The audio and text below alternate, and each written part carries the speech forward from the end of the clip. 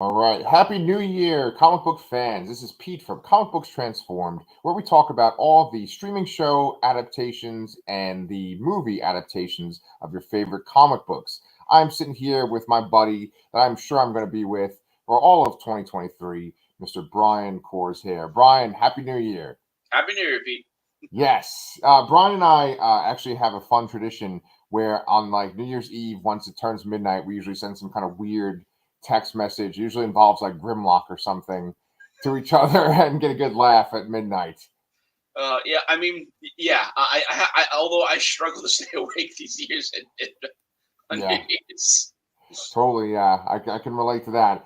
And then also there is a problem because Brian is in New Jersey and I am in Texas, so there's actually an hour difference Yeah, too. so So he's it's like, oh, yeah, it's not that. Got that time yet. Yeah, yeah. But the reason why we are here today is because we've covered a lot in 2022. We've covered 8 Marvel shows, movies, and specials. We've covered 5 DC shows and movies, and that's if you include Sandman. Would you include that with DC, Brian? Yeah, I think so.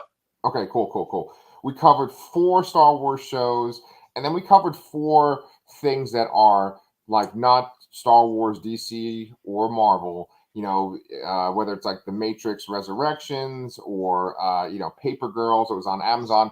4 properties that were not Marvel, DC, or Star Wars. So To add, that's go ahead. to add one a very obvious number that I just realized right now while you were talking, that we covered 22 things in 2022. That's pretty hot, man. I wish I could say that was intentional. Yeah, maybe we'll cover 23 things in Well, 2023. we have a goal now. Yeah. So here's our top 10 list, and this could include TV shows, this could include movies, it even could include the specials that they had on for Marvel. They had 2 this year. But what I get out of this list is how much of this stuff did we like that was from Marvel, and how much of this stuff did we like that was from DC. All these shows we don't that are on this list are our favorites out of what we reviewed. It's not our favorites out of the whole year. Like Brian, if you were going to make a top 10 list of all the movies you saw, all the TV shows you saw, would these things match up, or would there be a lot more non-comic book stuff on your top 10? Well, so the funny thing is that I often joke when I'm hanging out with friends that are local that are much bigger into horror, like our friend Danny, and and then they're not as adamant about watching every single comic property like I am. So most of my watching habits is devoted to comic book related things. So there maybe there maybe would have been an extra 7 or 8, maybe 9, 10 things I watched that weren't comic related besides Oh, this okay. this year. So it wouldn't be that much different, I guess. Okay, okay, interesting, interesting. Yeah, well, you bring up Danny and the Laster cast. There definitely are horror things that would have made my top 10 list so far. But I would say that for my top 10 list, if you include like the shows I watch with my wife and the stuff that we review, the stuff that me and Danny review, I would only put the first, the last 4 things, numbers 4 through 1, on a top 10 of mine. Fair. Okay. All right. So with that being said, oh, there's one last thing, guys. Too. Uh, I have this theory that Brian and I have 9 out of the 10 favorite things on our list. That it's the same for both of us. And so I think that maybe like there might be one difference. And I think the only difference is going to be the order we put things on the list. Just you don't have to tell me the answer here, but do you have do you have a guess as to what the difference is going to be? I do. I do. I think it's Okay. going to be my number 9. I think it's not on your list. Okay, interesting. So, with that being said, we're going to go off of my list, and you guys at home, see if you agree with the stuff that we put on this list, and let's see how close my list is to Brian's. All right, so Brian, you ready to get started? Let's go. All right. So for my number 10, let's see if this is on your list. My number 10, I have The Boys Diabolical. Interesting. I do not have that on my list. Oh shit. Okay. Okay, so we're already wrong on our previous statement. Yeah, interesting. I don't know. I don't even know what to add here. I have no notes for it. Okay, that's fine. That's No, fine. I don't think I actively dislike anything we reviewed, with the one lone exception, that being The Matrix. Oh. but the it was a good show. It was a good anthology. I love The Boys. I love that Amazon is building this out. We have the anthology series, which I believe is getting a season 2. We have Generation V coming out. Obviously, we're gonna have season 4. I think they even greenlit 2 seasons. So I'm not sure about that, but I could be wrong. But yeah, no, it's an exciting time for. I mean, Amazon doesn't have like a lot of original shows, but the ones they do are usually pretty damn good. See, dude, you hit it right on the head. There's only 2 Amazon shows that we covered on our list at all, and both of those Amazon shows are on this top 10 for me. And I mean, I'm just gonna go out on a limb and say that I'm gonna assume that Invincible season 2 will be next year, and that'll probably have a decent contender for a top 10 list next year. Yeah, and I'm really glad that you brought that up too. So guys, one thing about this list is it's stuff that started or was going through. The majority of it was going through 2022, and there's 2 things that we didn't include on our listing. We didn't talk about Willow, and we didn't talk about Doom Patrol season 4, but that's because they just started recently. And honestly, I wouldn't put Willow on a top 10 anything anyway. So the criteria was that we had to have reviewed it in 22, and it had to be completely finished in 2022. So technically, The Matrix. I mean, I just ragged on it, but it was last year, but we reviewed it in 2022, so it sort of counts, I guess, and it makes that nice 2022 and 2022 number work. Yes. And also, I covered other things in 2022 with Danny on our channel. That includes The Peripheral, but I didn't review it with you, so that's not on here. And Raised by Wolves, yeah. And Raised by Wolves, yes, thank you. Which is apparently gone from HBO Max. That sucks. That really sucks. Wow. Okay. Well, keeping back on our list though, this is the one I thought was not going to be on your list. So I wonder if it is, but I doubt it though. I doubt it. Tales of the Jedi. It is also not on my list. Yeah, that's correct. Okay. So we covered 4 Star Wars shows, and 2 of them made my top 10 this year. Okay. Yeah, so I mean, I know what the other one's going to be. Right. Yeah, exactly. Again, Tales of the Jedi was really good. I think that I might have appreciated it more had I seen all of the Clone Wars and Rebels and all that. I feel like those tie-ins might have helped me appreciate it a bit more. But also, it all came out in one day. I'm not a fan of the binge in a day release tactic. So I like it when we can watch an episode or 2 at a time. We'll let it digest a little bit, come back the next week. I don't like feeling the pressure to sit and watch 10 episodes in a day or 2 days or something like that. So maybe I had to consume it a little too fast, so that it didn't make my top 10. All right. Yeah, that's well put. I am realizing more and more that I'm actually a big Star Wars fan, even though I might not like to admit it as much. And this show kind of hit the sweet spot for me. Of course, there were episodes that I felt like, that one was okay. But then there was an episode like The Sith Lord, which was one of my favorite things I watched the entire year. It sort of encapsulated kind of my favorite aspect of Star Wars, which is when the dark side seduces a character. And it had Darth Sidious, who's also the Emperor, and that's my favorite Star Wars character. So it was a highlight from my year. One other thing I should also point out with this top 10 that I made is that there's so much stuff that we reviewed that I would either think oh, that was good, but I wasn't super excited by it, or I actually kind of disliked it, like She-Hulk, Attorney at Law, or Moon Knight, right? And so some of the things that are on this list are just basically because I felt like they were a cut above just good, or they're not something I disliked, like She-Hulk. And so The Boys Diabolical, Tales of the Jedi, and then my number 8 and my number 7 are both things that I don't think would make a top 10 for me anywhere, but I liked them better than most of the stuff that we watched. So you ready for my number 8? If you didn't get my number 8, then I'm starting to think we're totally off this year. Okay, let's go. Okay, my number 8. We covered 5 DC shows and movies, and 4 of them made my top 10. This is the only movie, though. This is The Batman. Matt Yeah, Reeves. the Batman is on my list. Okay. Okay. So, Uh, what number is The Batman on your list? I have the Batman as number 5, actually. Okay. So you have it higher on your list. Yeah, I really like the movie. DC is in such a weird place, but when you're looking at it and get to pick and choose the best parts, I think this one is a worthy addition to this year. It's a great adaptation. It's probably the most detective-y Batman movie we've ever gotten, and that's one of my favorite things that I don't think they've touched upon enough in the movies. It does run a little long. Mm-hmm. I know our friend Danny loves to say that he thinks that it should have ended with Batman and Riddler in the interrogation room, and I think it needed a little bit more, but maybe not the full 30 minutes or so afterwards. But I still think Danny was good. I'm excited to see. I mean, this seems to be one of the few things that will withstand the changing of the guard here at DC.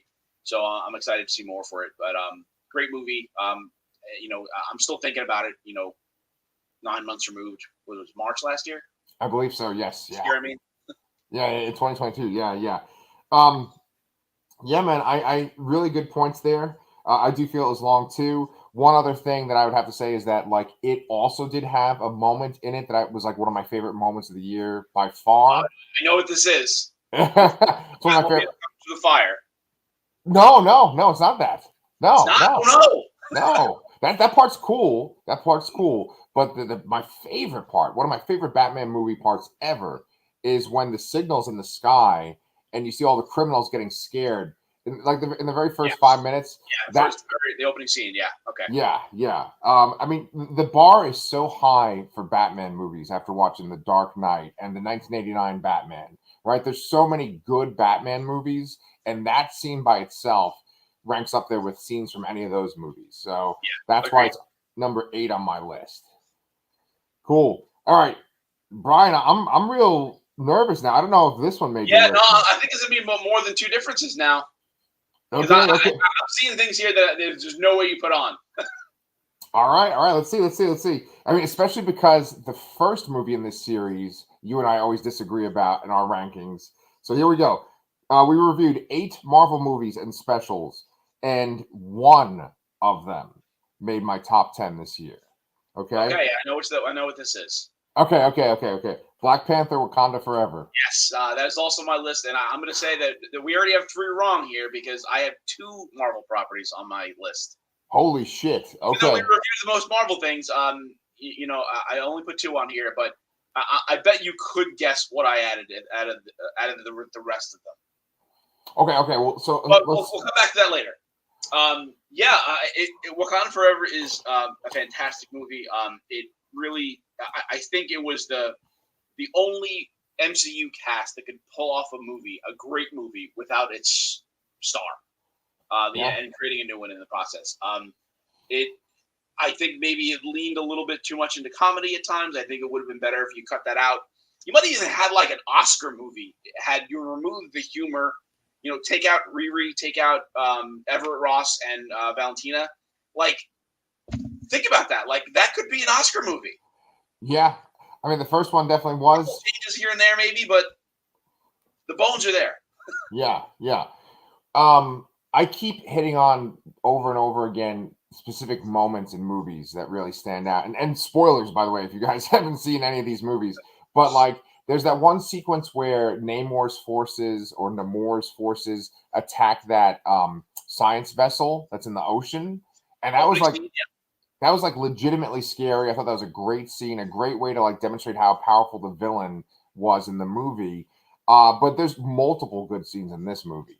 I think actually for me, there might be more scenes that I would look forward to seeing again in this than in the Batman, Yeah, I could agree with that. And I can't ever forget about how good Angela Bassett is in this movie. Yeah, no kidding. Holy crap! Stole every scene, and that's not taking away from anybody else. Everyone is fantastic in that movie. But every time I was mesmerized every time she was on screen. Yeah, hell yeah. So I mean that's an interesting thing, and I think that kind of opens up the door, right? Because I said that I only had 1 Marvel thing out of 8. So I'm looking at our list, and I figured let's just read it off real quick. All the Marvel things that we covered on Comic Books Transformed. And by the way, if you like the stuff we're talking about, make sure that you guys subscribe to the channel. Okay. Black Panther Wakanda Forever, Werewolf by Night, Guardians of the Galaxy Holiday Special, She-Hulk Attorney at Law, Moon Knight, Ms. Marvel, Doctor Strange in the Multiverse of Madness, and Thor Love and Thunder. So let me try to guess the 2 that are on your list. So before I say that, let me also add that Wakanda Forever was my number 6. Okay, all right, that's closer. Very close. 7 for me and 6 for you. Okay, cool. So let's see. I'm gonna guess that for you, the 2 that made this list, I know one of them. I think pretty easily. Werewolf by Night. No. Wakanda Forever is on my list, so that's one of them. So you only have to guess one. Oh, okay. So it's not Werewolf by Night. Not Werewolf by Night. Okay, fuck. All right, there's 3 other ones that I think might have made your list. I'm gonna take a stab and say Doctor Strange, Multiverse of Madness. I am a Sam Raimi stan. Okay. Good. Honestly, have I not had such like fond memory of like watching Evil Dead movies and Darkman and all those Drag Me to Hell, like everything I love about Sam Raimi. It's and the Spider-Man movies. God, like how do I forget that? That is such a huge influence on me and what I like about movies and stuff. So I did like that movie, and had it not been him, and it was just that story, even if it was exactly the same, which I doubt it would be, it may have not have made that top 10, but it kind of put it over the edge for me. It's just a lot of nostalgia for me. Yeah, so I like that movie a lot, and I like Sam Raimi a lot too. When I think of Sam Raimi, though, I also think about how he made that Oz the Great and Powerful movie. I didn't see that. Yeah. And I think that was kind of mediocre, too, even though it probably had good moments in it. He is fantastic, and his repertoire is pretty damn impressive. Yeah, no, I'm not a fan. I'm not going to say that every movie is amazing and perfect, but there are a lot of his movies that are some of my favorite of all time. So. Oh, yeah. I mean, he's made awesome stuff that isn't even like over the top, crazy angle, weird stuff too. Like A Simple Plan. That's a great movie. He also made a movie called like The Gift that had like Keanu Reeves in it and Katie Holmes and is it Kate Beckinsale? No, not Kate Beckinsale. Kate Blanchett was in it too. A lot of Kates. And so he has a couple of movies that are like subpar, or not that great. But he has some amazing movies like the ones that you listed. And I do think that elevates Doctor Strange. However, when I think about that movie as a whole, I just kind of get excited about the Illuminati showing up. And then, like, even the way they're kind of dispatched, it's like kind of too quick. And it feels like it's almost just like, hey, look, you like these people. They're from other things. And here, now you're never going to see them ever again. Exactly. So, like, that's why I didn't make the cut. But I think that we should talk about Marvel in general at this point. Before we get off Doctor Strange, I also wanted to say about it that I really do like the villainous turn by Wanda in this movie and the idea for that. And I especially appreciate that more as I've been catching up on a lot of X-Men comics this year. So I'm like reading books from like 2021 now. So and it's just there's is it Trial of Magneto? Yes. I don't know. There's some scenes where Exodus, an X-Men villain, is just talking to, like around a campfire to some young mutants, and he's telling these stories of the Great Pretender, and they're referencing the Scarlet Witch and what she did to mutants in the comics, which was take away their powers and take away their birthright and all that. And they just obviously we don't have mutants in the MCU yet, but just taking that angle. And turning her the angle from the comics and making her this villainous figure, and then translating that to the movie is something I appreciate as well. Although maybe that wasn't the intention of it. I don't know if they're gonna say like, hey, she was a villain in House of M, so how can we make her a villain in this? I don't know if that went into it at all, but if it did, I see it and I appreciate it. Yeah. What's interesting about that one aspect, the villainous aspect, is that I know that the ordering of these MCU movies got changed. I think because of like COVID and just because of how everything happened with Disney Plus. And I think that No Way Home was supposed to come out after Multiverse of Madness, right? I don't know. I'm not sure. I don't know. Yeah. I remember like someone made a point about how like there was differences, and I think also Wanda's role, I think, was different, or how things were going to happen with Wanda were going to be different in the movie. So it's interesting, like the end product that we got. Ultimately, Wanda as a villain is really compelling, and she was very scary. You know, you talk about how much you love Sam Raimi. The stuff with Wanda was scary. That's what a lot of people talked about with this movie. Um, I was going to say though that this is my only Marvel thing on my top 10. And I was going to ask you, in prior years, in years where we had phase 1, phase 2 and phase 3, would it be an automatic for you that the Marvel movie released in those years would make your top 10? I think a lot of with Marvel is the larger part of the whole. So as standalone things, I think there may be less that would make lists for me. But Okay. when you look at it as as a part of something bigger, it kind of elevates it. Okay. Like last year, No Way Home was my favorite movie last year, basically. Yeah. So that's a an exception to that rule, I suppose. I mean, I would look at like Thor Ragnarok as something I loved too as a standalone kind of thing. Um, it's harder to say with Infinity War and Endgame. I guess maybe combined, yes. But if you think about it, if you just put those movies out and you didn't have the setup of 20 movies beforehand, I mean, does it carry the same weight? You know? Yeah. I don't think it does. Um, But yeah, but I don't think it's an automatic. But I think that there are some movies that could still potentially do it. But again, I think a lot of them are elevated by the being part of something that's so connected. yeah. And why fucking buy comic books? you know? Right. Good, really good point. Yeah. So, phase 1 through 3, I think there's like 20 something movies, like you said. And I think that more than half of those movies would make my top 10 lists of those years that they came out. Right. And like I said before, often comic book stuff doesn't make my personal top 10 of things. But like Guardians of the Galaxy Volume 2, Thor Ragnarok, those would all be on my top 10 lists of their years, right? Yeah. Then there's things like Ant-Man and the Wasp, and like Thor the Dark World. Like, obviously, those wouldn't make my top 10s of anything, right? Yeah. So, what's interesting, though, with these past like 2 years is that we have all of these shows now. And I think that this kind of is telling that, at least for me, and you too. Um, None of the shows made our top 10 of a show where we covered just comic book stuff. Yeah. I think And that's and almost pretty close to half of what we covered was Marvel too. Yeah. So what does that say? Mediocre is phase 4. Again, though, like I think people like to compare, say like, oh, phase 1 was so great and amazing, and like phase 1 was kind of mediocre-ish too. That's right. Overall, you had a couple gems in there, but like I mean, it's also a lot smaller. It's only 6 movies, I think. But I don't think the MCU is down and out. I do think people will get tired of it eventually.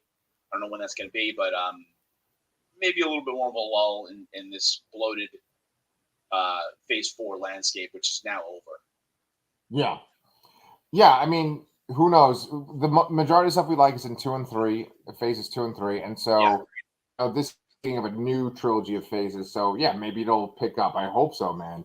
Fingers crossed, because we got to cover a lot of this shit. Obviously, Marvel's definitely doing quantity over quality for phase 4. Yeah, but I mean, maybe this statement's going to be a little more tested with phase 4 here, but I still don't think anything is like awful. It's enjoyable, at least to me. Okay. Well, with that being said, let's bring us up to number 6.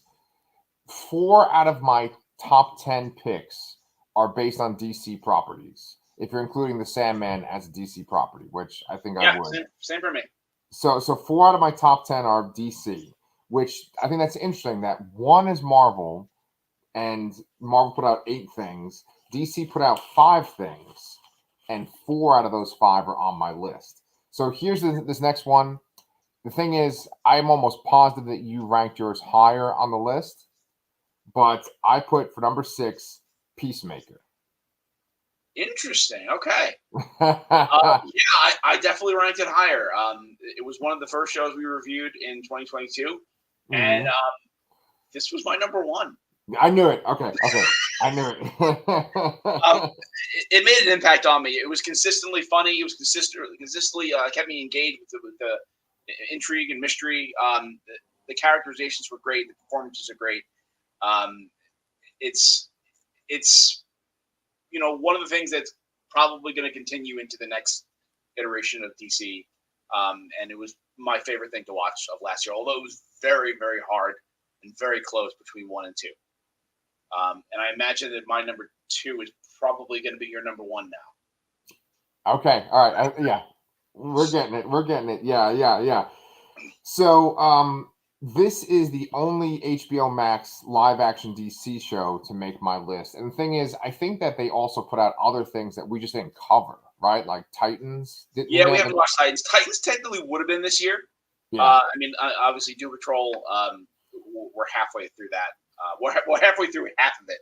So, Doom Patrol always has potential for me to make lists because they always hit me with some real powerful moments here and there. So, but maybe we should retroactively do Titans in if we have some lulls next year. Yeah. Well, my number 5, since we're kind of talking about HBO Max and stuff, and I still actually want to say like 2 more things about Peacemaker too, but I wanted to point out number 5 for me. I'm sure this is on your list too. Young Justice Phantoms Part 2. Yes, this is on my list. This is actually my number 10, and I handicapped this really because it was only half a season. I don't know if that's fair or not. It's great. It's fantastic. But, if I had to pick my favorite arc out of the 6 that we got in Phantoms, I probably would have picked the Tigress arc from the first half. The first half, yeah. So it's Young Justice had to be on my list, but I had to put weight it down a little bit because it's only half a season. And I know that's unfair because everything else is full, but whatever. I don't care. Yeah, well, the reason why I brought that up is because that's the only animated DC thing that we watched. And I don't think we didn't watch any animated Marvel things at all. But there's a big difference there too. Like Marvel animated stuff is aimed towards like little kids these days. They don't really have like a sort of a contemporary thing that like men could watch or adults. Sorry. Well, God, I don't want to get canceled there. But I'm talking about like guys like us. We watch like fucking Batman the animated series and stuff, and I mean anyone can appreciate that shit. God, I'm digging myself a hole over here. But like, you know what I'm saying? Like, there's those shows that like obviously adults watch too, and they like. And I don't think Marvel has anything like that these days. They just kind of have stuff for like little kids. Yeah, I can't think of what Marvel shows are even on that's animated right now. I mean, the like, Disney shows that were like Avengers and Guardians of the Galaxy, I don't think they're on anymore. I don't think Spider-Man's on anymore. Well, there's that fucking show where they have like all the big heads. Like, isn't it called Spidey? Spidey. Oh yeah, Spidey. Yeah, that's very a very young age oriented there though. That's for like 3-4-year-olds probably. Yeah. They had MODOK on Hulu. I think that counts as last year. That's animated. Good point. Very good point. I watched a little bit of that, but not too much. Yeah. I can't even think of anything else. Well, I don't know what else DC put out that was animated last year. I'm sure there was a movie or two, but I don't recall. Yeah, they always have these animated movies. I think there was one with the Super Sons where it was like, it was Jonathan Kent and Damian, Huh. And then they put that out because they kind of changed their art style once again for their in-house art style where it has that sort of that computer. Even though it looks like it's hand cell drawn, it's like computer animated. Do you know what I'm talking about? Yeah. So there were 3 things. So Catwoman Hunted, Green Lantern Beware My Power, and Batman and Superman Battle of the Super Sons. Yeah. Yeah, right. So there's that, right? But then let me ask you this: did a season of Harley Quinn come out too? Oh shit! Yeah, it did. Yeah, I yeah. like Harley Quinn too. I forgot about it. I forgot to finish it. Right. So that's the thing, right? Is that like you and I didn't cover that on this channel, I guess, because everything else was coming out. I think when it came out. Well, yeah, this was the third season too, so you would have had to catch up with 2 seasons, which is not the most easy thing to do. Yeah, yeah. So but I think that's an interesting point because those movies, I'm assuming those movies are probably more mature too. Those are kind of like what I was talking about with those, like, where adults can watch them too. And so, Yep. so I think DC kind of has a different approach, obviously, like to their movies and their animated stuff, because they're sort of going for that idea that like comic book audiences are older people, middle-aged people like us, Yeah. and Marvel is sort of trying to hook like younger, more diverse audiences, and there's absolutely nothing wrong with trying to hook younger audiences, more diverse audiences. I always say this, but like comic books are like cigarettes. Like you should try to get people when they're really young, then they're hooked for life, right? But like I think the problem is that Marvel's approach is to make things more appealing to younger, diverse audiences. They make them sort of more generic because it's like one size fits all, and I think that makes it uninteresting. You know what I'm saying? Yeah. Like I think when DC considers that sort of that older niche audience, which is getting smaller because we're getting older and dying and stuff, Yeah.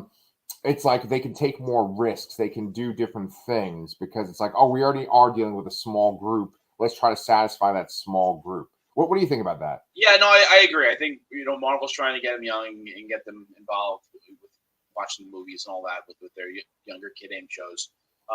Marvel did try to do this kind of more adult-ish animation, but it's been 10 years since they did that, Right. and their efforts weren't all that great either. It was the two Ultimates movies. It was an Iron Man, a Doctor Strange. It was a Next Avengers, and then a couple Hulks and a Thor. But the last one was in 2011. I don't know what else is currently going on with them. I do know that hopefully we're going to get the continuation of the X-Men animated series this year, so hopefully we can review that as well. I bet you that'll make our top 23 countdown. Yes. Top 10 for 2023, unless it's horrible. But just one little aside, those two Hulk versus movies, and I think they're on Netflix for some reason, like Hulk versus Thor and Hulk versus Wolverine. Those are actually really good, especially that Hulk versus Wolverine. That's really good. Nice. Did they base that on the Ultimate comic? Kind of. It's more like Hulk goes to the first appearance Wolverine fight. Yeah. Because what happens is like the Weapon X team with like Lady Deathstrike and Omega Red and Deadpool and Sabretooth take on Hulk, and then Wolverine gets involved too. Do you remember that? A little. It's really bloody and violent, and Deadpool is really good in it too. Yeah, I just remember from the Ultimate Hulk versus Wolverine comic. There's at one point Hulk rips Wolverine in two and throws half his body like across a mountain. Yep. And Wolverine survives, of course. But right. that is always stuck in my head. Mm-hmm. Yep, I remember that. I remember looking at that comic with you in person. Yeah. Yeah. So, we kind of went off on this tangent about all the animated stuff. There's one last Peacemaker thing I wanted to say. Sure. Peacemaker is also a show that had multiple moments that really stood out for me. But I think the thing that most people associate with Peacemaker, and honestly, like it should kind of maybe put it as number one on my list too, is that opening sequence. That opening sequence of Peacemaker is like this elevated thing that's better than almost everything on this list. Yeah, 100%. Yeah. I'm so curious if they're going to change it at all moving forward or not, or if they can do better or not, because it's going to be tough to top. Yeah, no kidding. Yeah. All right. Well, here we go, man. We got up to my top four, and then I want to hear your list straight through too. Of course. So for my top four, now these are now things that would make my personal top four for movies and TV shows. Okay. And so number four, I know this is on your list too, because I know you, Paper Girls. Wow, top four. Fuck yeah. Fuck yeah. Wow. Okay. Yeah. I love Paper Girls. I was a big fan of it. I think it got caught up in kind of like the everyone thinking it was like a Stranger Things ripoff or something, which it is not. Nope. And I really did enjoy it. And I think I don't think there's ever been a more comic accurate casting like ever. Everyone looks exactly like they do in the comic, and it's incredible. Yeah. And it's on my list. It's a bit lower. I have it as number 9. Okay. Maybe part of that is the disappointment that we're not going to get a season 2. That they confirmed that. They left us off at a cliffhanger, slightly different than where the comic went. But I was interested. Yeah. The reason why it's top 4 for me is because it dealt with some really interesting ideas, especially the main idea of the show, which was if you could sort of view your future self as like a young version, like if your 12-year-old version could see your 20-something-year-old version or your 30-something-year-old version, what would that interaction be like? How would you be perceived? And it really hardcore dealt with the idea of like that you're a different person at different phases in your life, and what seemed important to you in your youth might not be as important to you as an adult. And that's really interesting stuff. It's really mature stuff, which is very different from like everything below this list and pretty much everything else that we've covered on our channel. So only the stuff that is higher on my list was like kind of more adult than everything else that we covered. And even though we talk about people in fucking capes and clones and all this kind of shit, I am 40 years old and I want like kind of more adult things, and you'll see that reflected in 3, 2, and 1. So also, I totally agree with everything you said about Paper Girl. It is very mature. I do like that concept of meeting yourself, an older version of yourself, which it wasn't even as prevalent a theme in the comic itself. Right. But and I just had to add to also probably the best period joke I've ever heard in my life in that show. Yes. There was like a whole episode devoted to this girl having her period, and us two awkward middle-aged men had to talk about it, but it wasn't stupid or crude. It was extremely It was realistic. really smart and really funny. Yeah. So that's why it's got number 4. I had to have some kind of Brian K. Vaughan thing on my list because I love him so much. And this is my routine petition for someone to make a Saga show. Fuck yeah. Let me ask you this: The Boys, which that's what we're coming up to for me now. The Boys, is The Boys currently published by Image, or who are they published by now? There's no current. I think it was Dynamite though. It's still Dynamite. Yeah. I don't think there's anything current though. I don't think they're putting out anything new, are they? No, but I thought that they had a different publisher originally, and then like how they have all those on the. You know what? Yeah, that's a great point. Yeah, like because I thought that it started out with Dynamite and then it changed. Yeah, the versions of the books that I have are all Dynamite, so they're probably the more recent one. Yeah, because they have like the omnibuy that have like the people from the show on their covers now. Yeah, I have the digital versions of that. Yes. Right, and so I was thinking like it's a different publisher, but anyway, if The Boys is now published by Image, then Paper Girls is the only thing published by Image that made my top 10. But I mean, Image didn't really put out too many things this year on any kind of streaming channel or movies. Wildstorm was the original. Wildstorm? And it was only the first 6 issues. Okay, so then it became Dynamite. Yeah. Okay. So, with that being said, we're now up to my top 3. And so... Wait. We match up everything? We're talking about Paper. Okay, yes. Boys. So yeah. I'm guessing The Boys is number 3. Boys is number 3. Boys, season Same number 3. Okay. And so... The Boys season number 3, it makes 3 because the top 2 things for me are like, they have to be the top 2 for me personally, because I love them so much. We raved about them so much on the channel. And it is, like I said before, there's 2 Amazon shows that we covered. Both of them are on this list. This season has some of the best moments in the entire show. This show definitely has this sort of forward momentum where things keep getting built up, and you care about the characters more and more. And we're now 3 seasons in. Eric Kripke, who created Supernatural, he had this perfect arc for the first 5 seasons of Supernatural, and then he left. And I feel like if he can do the same with the boys, uh, this will be a fantastic show. I think if he leaves and the show ends, we're good. And Yeah, and I've said this consistently is I don't know how much more they can get. Like I think maybe they could do 2 more seasons here, especially with Homelander, the spinoff Gen V. That's going to basically be a riff on I want to say it's the second volume or third volume, which is like an X-Men kind of knockoff parody sort of thing. right?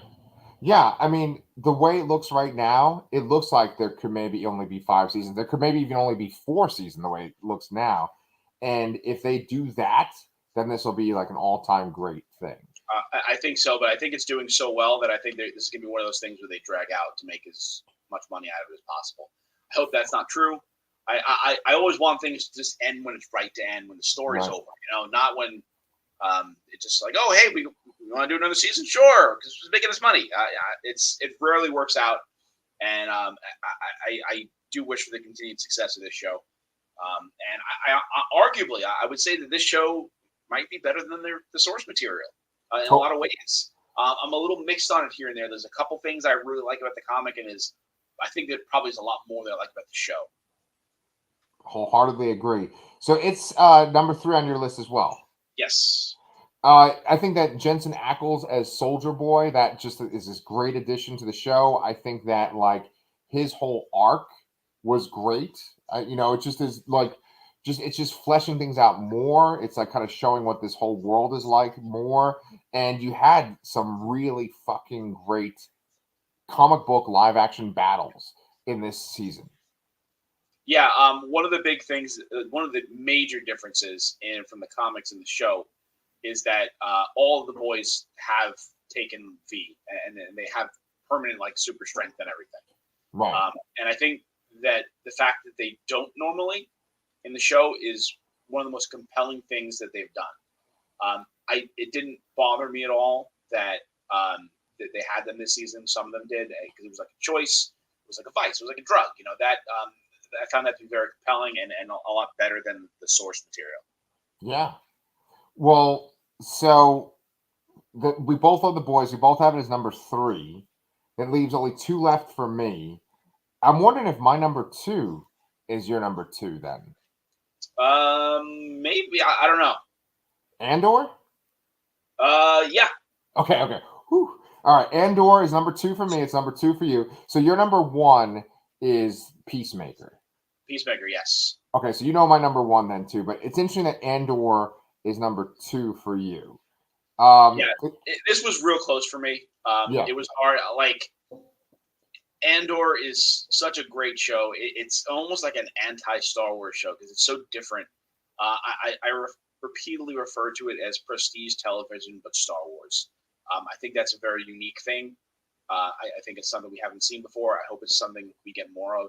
I mean, I know we're getting a second season of it, a second and final season. I hope it lives up to everything that the first one laid out because it was really some really powerful moments, very inspiring overall, stand up and fight fascism, which is kind of sort of a thing that's around right now. Yeah. You make a really, really good point. You said it's almost like an anti-Star Wars show. Not like Star Wars is bad, but it's just like it's so different. Star Wars is fun and adventure, and and this was like a grim reality where the Empire and fascism is bad. We always knew it was bad, but it's like this is really what that means. This is oppression of people. Yes.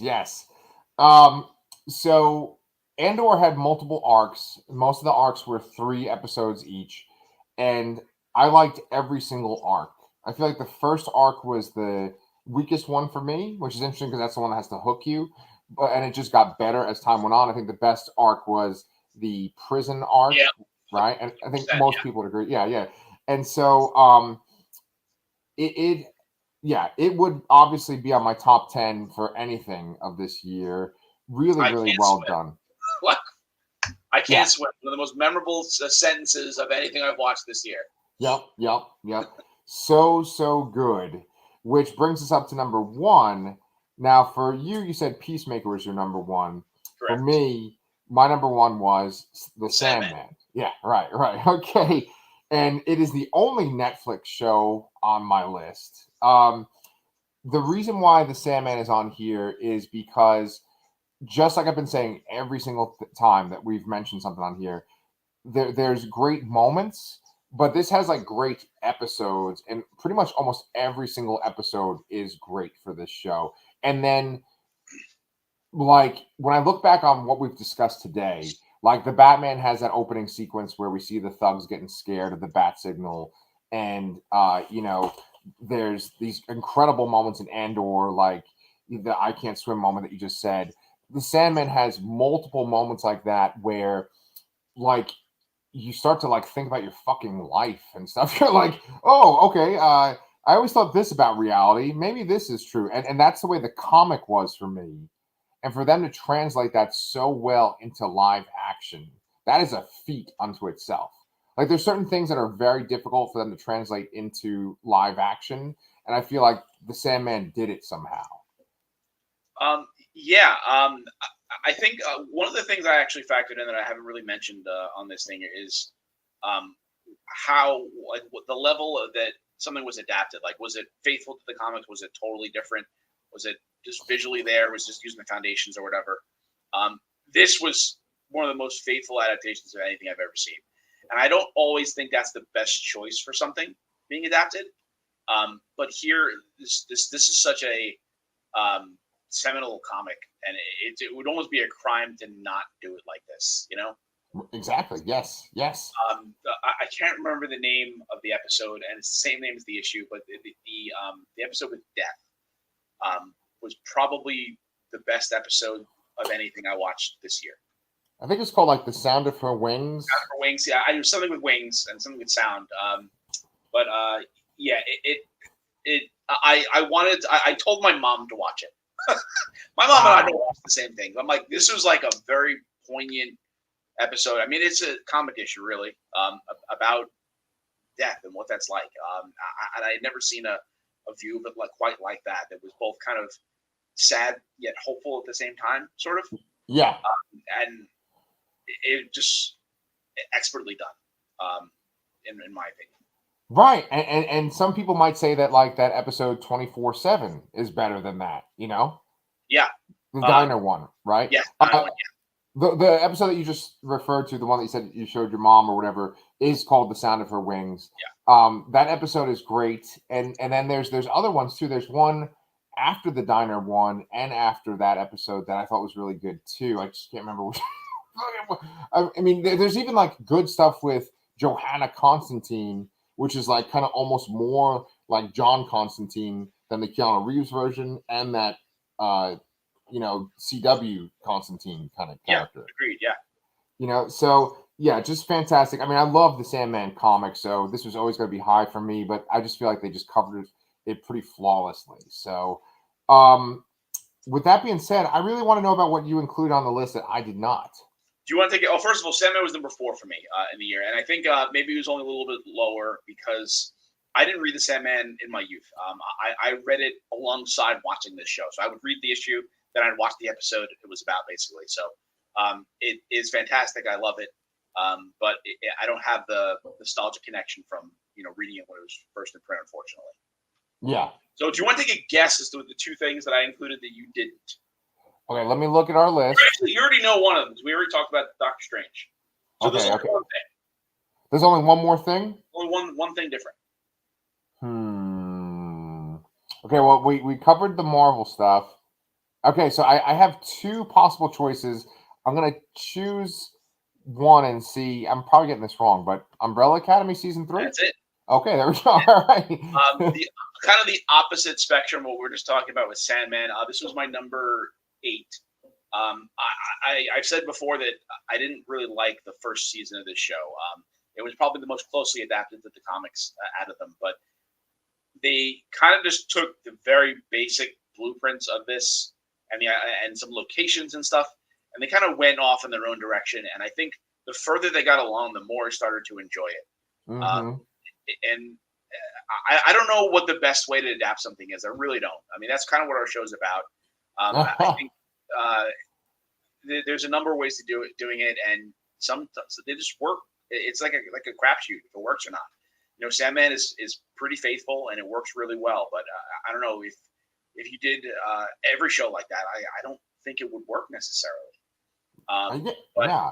Umbrella Academy, like the whole season is about the Hotel Oblivion, and it's totally different. I mean, it's a totally different concept of what it is in the comic than from the show. But that show leans heavily into the character arcs rather than just the weird world that they're in. Yeah. And I really appreciated it.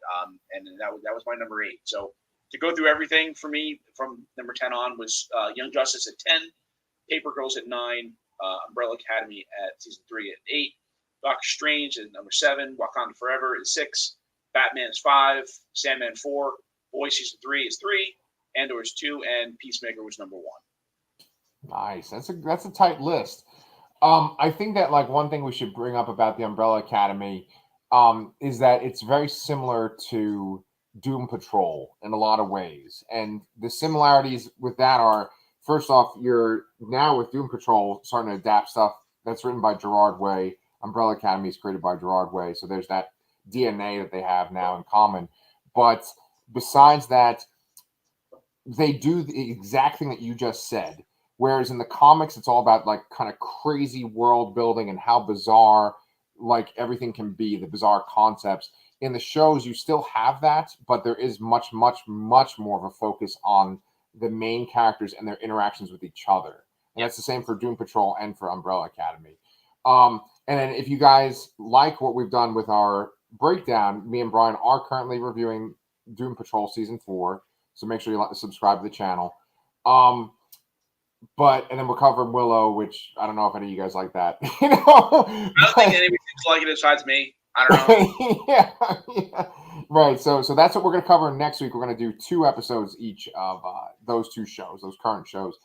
But the characters in Umbrella Academy too, they have the traits of the characters in the comics, but they're much more like their own thing in the show.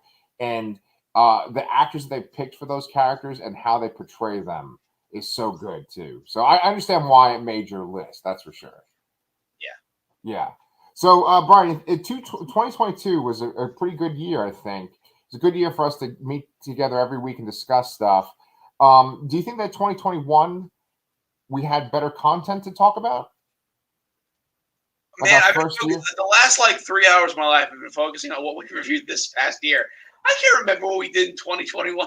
Yeah. I'm just All I remember is Spider-Man because I referenced it in this episode. That's the only thing I remember that came out in 2021 at this point. So in our first year of a channel with us together doing this kind of stuff, we talked about the first Marvel MCU shows. We talked about WandaVision, Falcon, Winter Soldier, Loki. Yeah, we had Spider-Man. What came out for DC last year? We did like Doom Patrol and stuff. Doom Patrol. We might have been like behind with Doom Patrol, but we covered Doom Patrol. Yeah. And then for Star Wars, we did like I guess we didn't do The Mandalorian, right? No, it wasn't out. No, we didn't. Wait. No. We didn't do The Mandalorian because like that whole thing with Luke and stuff, we definitely didn't talk about that on the channel. I think we did. We did? I think we did. Okay. I mean, we talked about Luke and stuff on the Book of Boba Fett, which we did cover this year, but that was the Book of Boba Fett. And the Mandalorian's in the Book of Boba Fett a lot. Yeah, that's true. I'm actually looking at our RSS feed for our podcast because I have to get a better idea of this. Yeah, but the reason why I'm bringing that up, loyal viewers and listeners, is because this is only our second year together, me and Brian, making our shows for this channel. 2021 and 2022 have been our 2 years. Yep. And so now we're going into our 3rd year of 2023. And just looking at how things are going, I was wondering, Brian, if you were feeling optimistic, pessimistic, based on like what we've covered so far. I mean, I always hope that we're going to get better stuff coming down the pipe. I mean, a lot of the things that we covered today are coming back. I don't know if they're necessarily coming next year. We have to wait a little bit longer. But yeah, I like to keep it a positive outlook on what's coming, and not like to think that everything that I've already seen the best thing that I've ever seen. I don't like that idea. Yeah, I think for me, when I look over this list and I look at the fact that like we covered 8 Marvel things, like you said, almost half of the stuff is Marvel things, and yet only one thing made my list and 2 things made your list. I think that's very telling, and I think that in the past few years of comic book media, um, you had this kind of COVID world where I think everybody scrambled to get streaming, to make streaming a thing, and movies kind of took a back seat. And I think that they're seeing the response from fans, and I think that they're seeing that the fans won't just watch mediocre stuff because it has a Marvel name on it. What do you think? Yeah, I totally agree. And I'm looking at back at 2021. Our first episode was February 12th, 2021, and we talked about Transformers: War for Cybertron.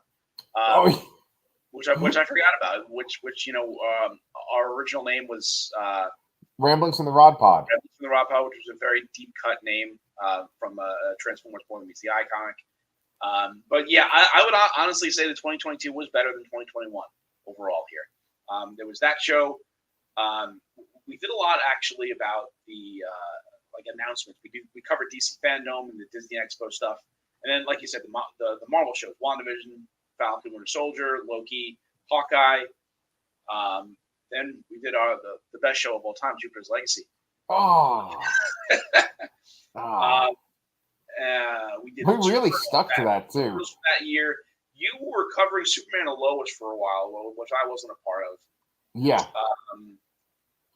Yeah, and then a couple movies here and there. Black Widow.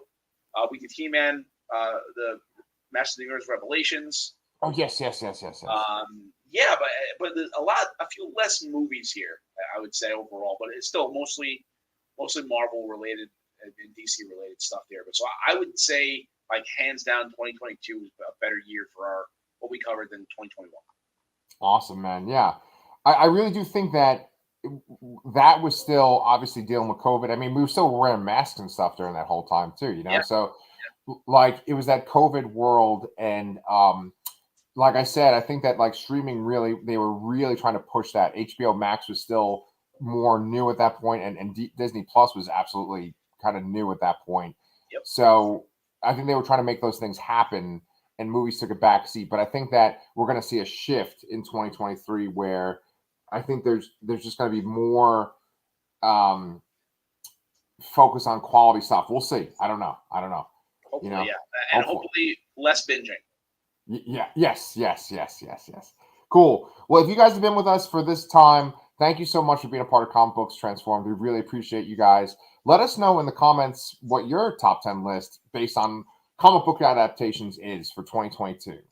But until then, me and Brian will see you guys next week, and Happy New Year.